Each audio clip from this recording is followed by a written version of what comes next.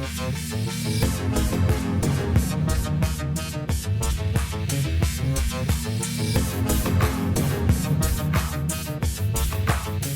Sciforror Film Podcast.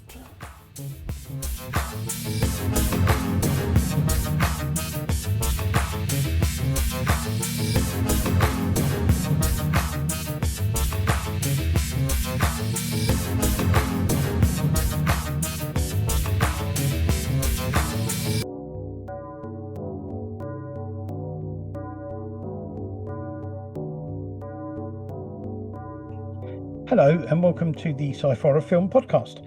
I am Andy Walker and I'm joined this week once again by my friend Chris. Chris, how are you doing? I'm fine, thank you. Thank you for asking. Right.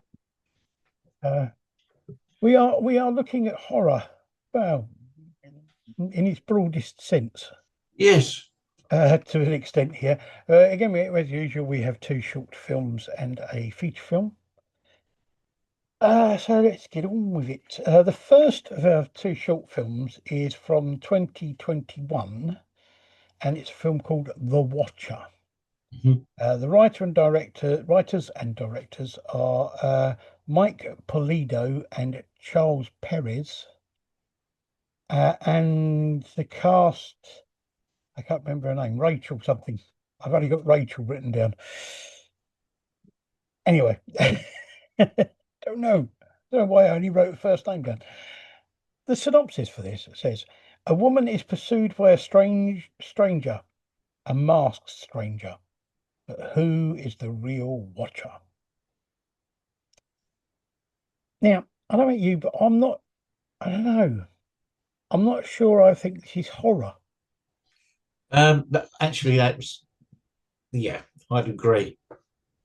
It was more thriller or mystery.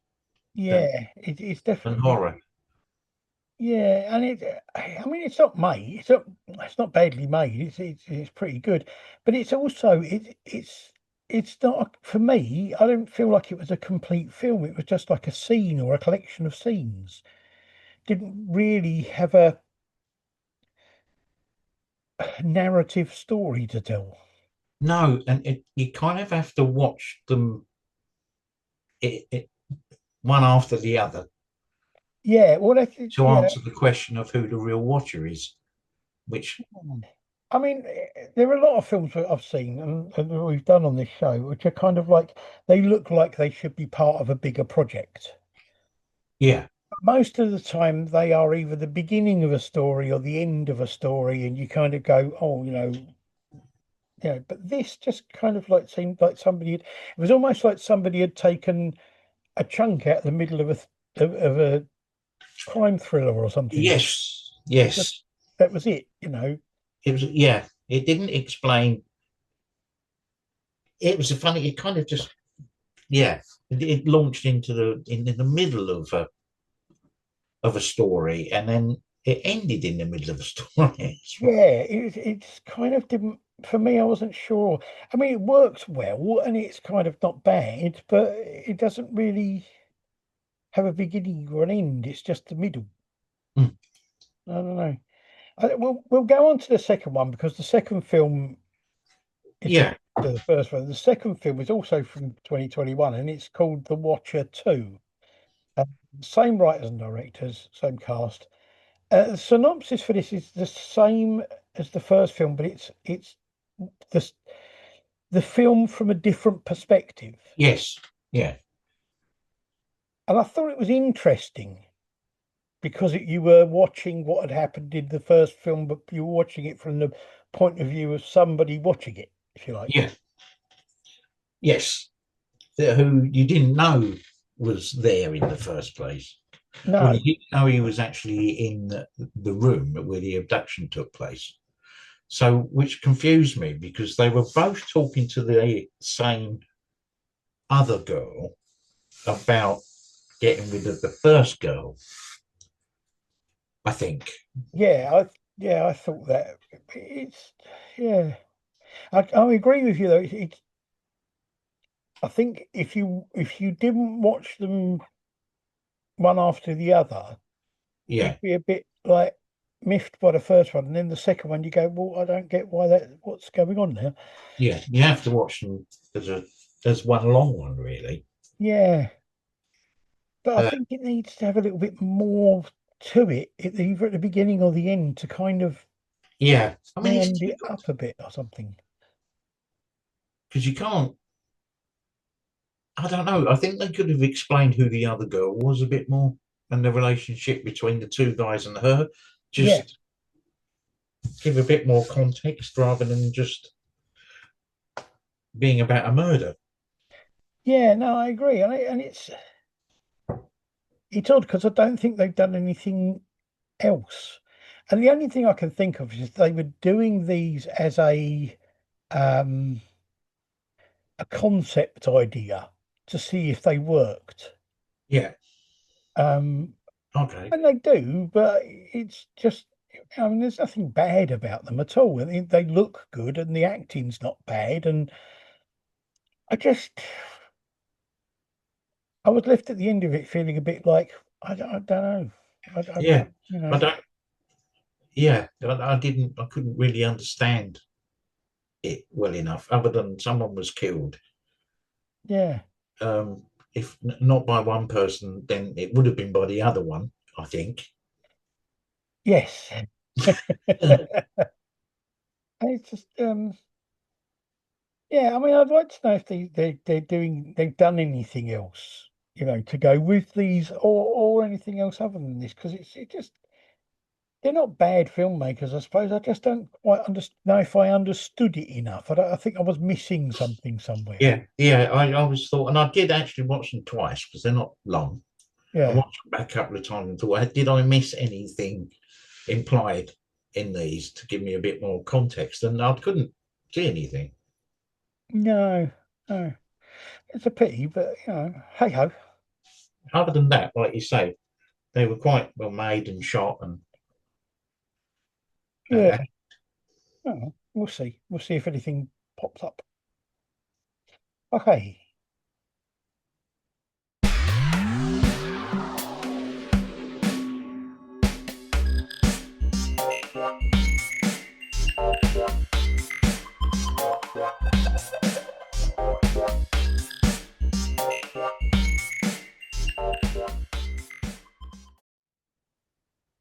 Right. Our feature film, and I've been waiting to see this for a while, actually, to be okay, honest. This is 2023, and this is The Exorcist Believer. The writers are Peter Statler, David Gordon Green, and Scott Teems, and the director is David Gordon Green. The cast is La Fortune Joseph, Leslie, I can't read my own writing, Odom Jr., is that? Or is it Oram Jr.? I can't remember. Gaston Leguilhem, Tracy Graves, and Marie Michelle Brazil. And the synopsis for this says, when two girls disappear into the woods and return 3 days later with no memory of what happened to them, the father of one girl seeks out Chris McNeil, rather. Sorry, I can't read your writing. Who's been forever altered by what happened to her daughter 50 years ago. So Chris McNeil is the mother of the original girl from the original Exorcist, yeah, Reagan. And like that, I've been waiting to watch this because the original film, The Exorcist, is still one of my favourite films. yeah, Um, iconic film, definitely. and we watched there was a prequel made recently, which had one of the Searscard blokes in it. Um, and to be honest, I really wasn't impressed by it at all. Uh, What was that called? Okay, I can't remember. Was it Exorcist Origins or something like that? Okay, I can't remember exactly. Um, but I will say that I was really interested to watch this, and I'm glad I did because I would say that this is better than almost any of the other films connected to the Exorcist uh, franchise, if you want to call it that, or whatever. With the exception of the original and the Exorcist 3, because it's a strange thing. Exorcist 3 was actually more of a sequel to the original film than the second film was. Yeah. So the third one was quite good. Uh, but I would rate this as good as those two. Who was in the third one? I can't remember. It's been a long time since I've seen it, but it had. I can't remember her name now. The one who played Reagan. She was in Yeah. the third one. Lynn. Anyway. Yeah, she was. But I really enjoyed the third one, um, and part of that is because I've read I've read both of the books, The Exorcist and the second book, which is called Legion. Yeah. And the third film is much more like Legion. Yes. That's yeah. So that's really good. I think the story of this was really good, and it worked really well. The whole thing about the two girls going missing and then they come back and there is some weird Yes. shit going on. Yeah. Um, I didn't. The only thing I didn't understand was what was the. I mean, what obviously they set themselves open to possession by what they were trying to do to communicate with one of their dead mothers. But what was that strange build, kind of underground building bit? I don't know. I got the impression it was just an old sort of, I don't know, maybe an old tunnel or an old sort of like underpass or something. Yeah. Don't really know. It wasn't really explained what that was at all.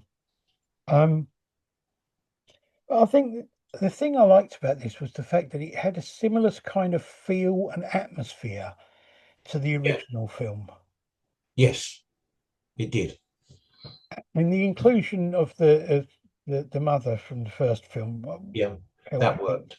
It helped with a lot of that. With a lot of that, and it's some excellent effects in it.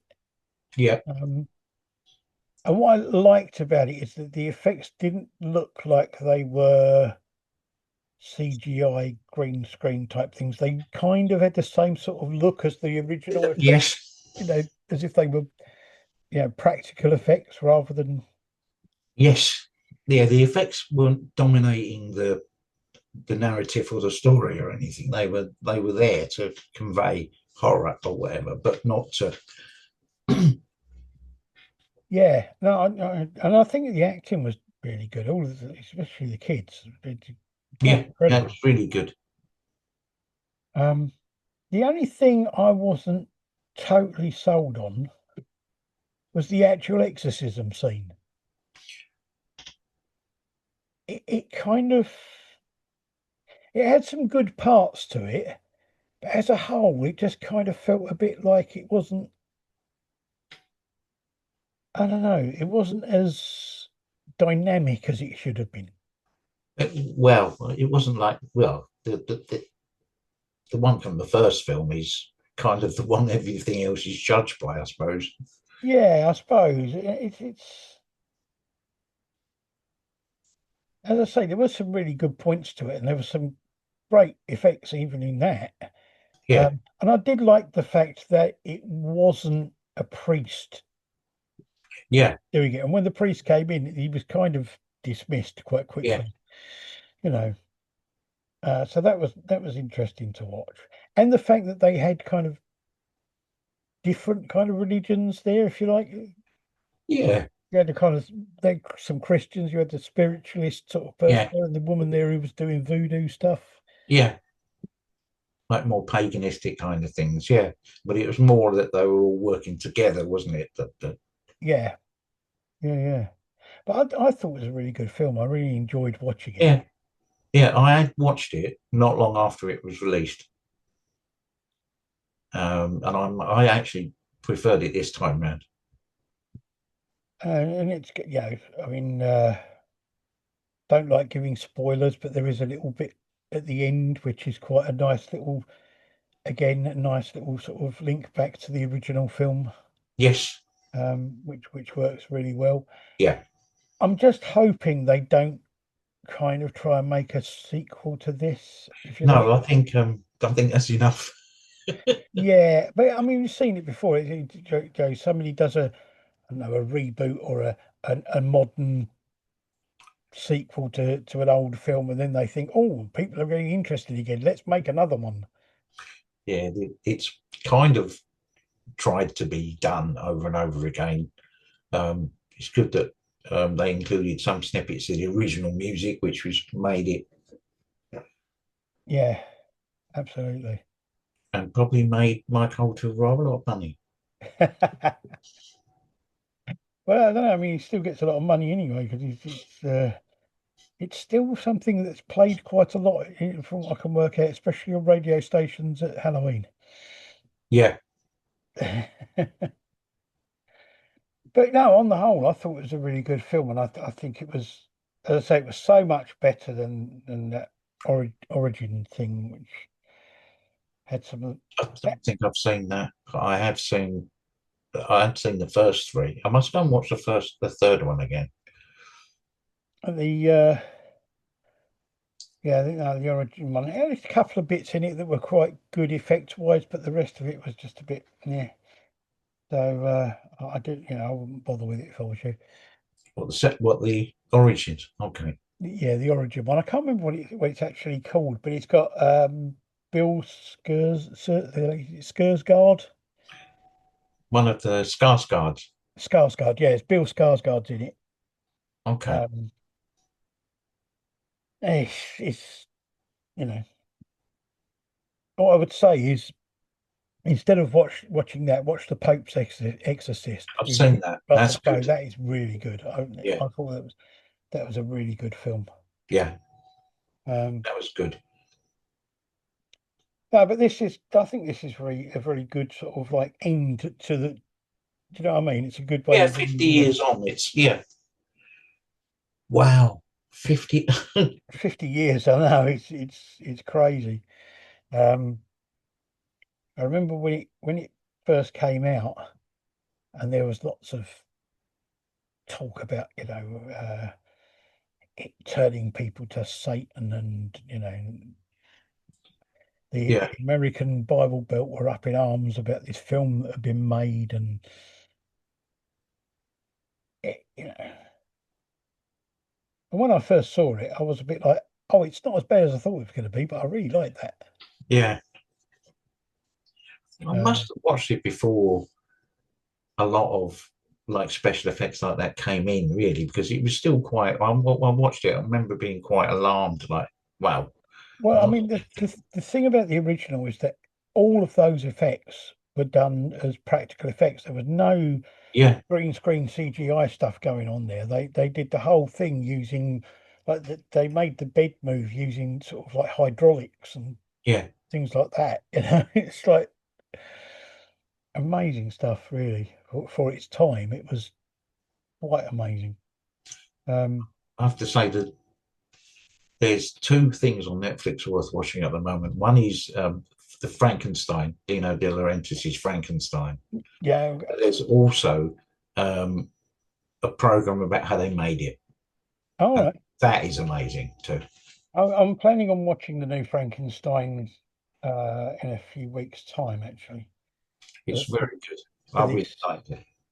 but it's one of those weird things. You see, it's like I Frankenstein's one of those things that I remember seeing it, the original 1930s one, on at a Saturday night. I think it would have been Friday Yeah, night or Saturday night. The BBC Two used to have a double double. bill of horror, and I remember watching Dracula and Frankenstein back to back one night on there, and I thought they were brilliant.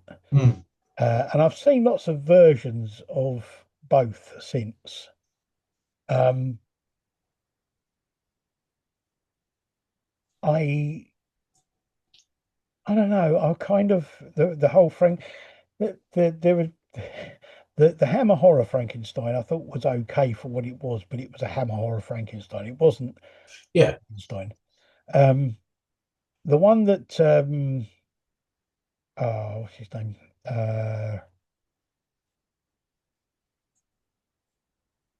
Kenneth Branagh did Yes. was an interesting film. Robert De Niro's the Robert monster. De That's Niro as a right. monster. It was an interesting film, and I thought it was pretty good, and it was well done, but it didn't really do a lot for me. I wasn't sort of, so I'm interested to see what this will be like. There is some changes from the book, Yeah, well, I but mean, there's but always. I actually think it works well. It works really well. I think it's almost impossible to make a film out of a book without changing some pieces or um, you know, shortening some things or sort of cutting bits out or something like that. Because if you were to make a film of exactly what's in the book, the film would be about 4 or 5 hours long. Well, yeah, at You least, know. yeah.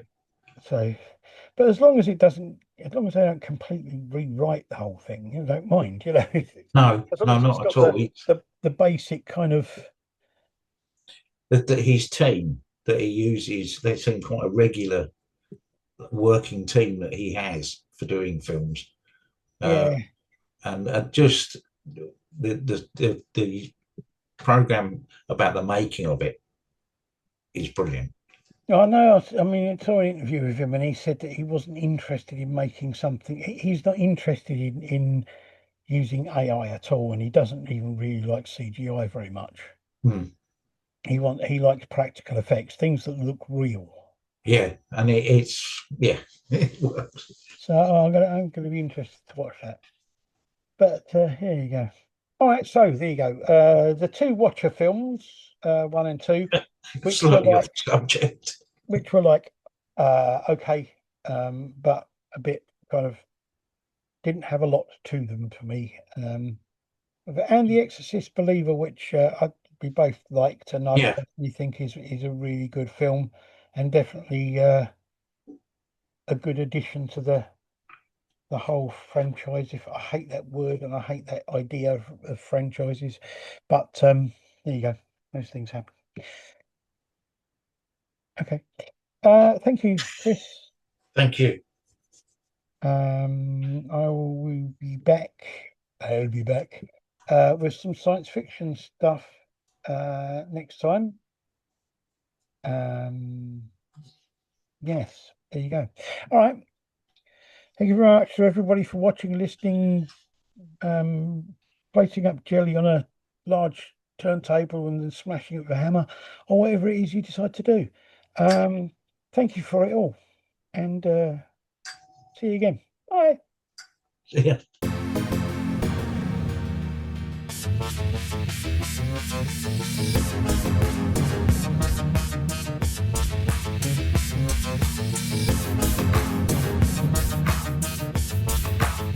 The Sciforror Film Podcast.